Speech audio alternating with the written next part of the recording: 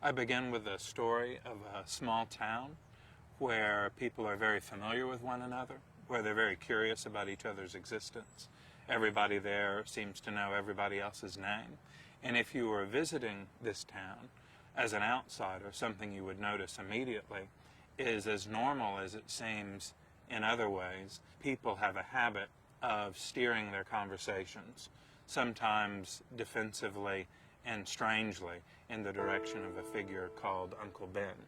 Every week a bell sounds and all of the people in the community go to the biggest house in the town, and they do what they always do when they arrive. They go to the ground floor and they talk to each other, ask each other how they're doing, and then another bell sounds and they descend slowly into the basement of this house, where there are metal chairs all facing a giant furnace. And next to the furnace is a large man in overalls who seems almost as if he is a part of that furnace as he sits next to it. They sit down quietly, they face him, and eventually the man, and you can guess the man's name, is Uncle Ben, turns slowly around, stares at each of the people, and says, "Am I good?" To which they all say in unison, "You alone are good, Uncle Ben." "Am I worthy of praise?" "You alone are worthy of praise, Uncle Ben." "Do you love me?" "More than anything, more than anyone, we love you and you alone, Uncle Ben."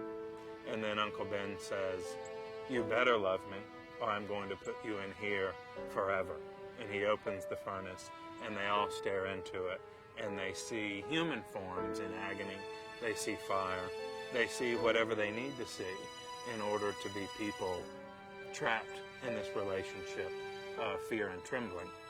He closes the furnace, and gradually, once they're sure that he isn't going to say anything else, they make their way back up the steps to live their lives as best they can, but never quite free to say what they see and to feel what they feel.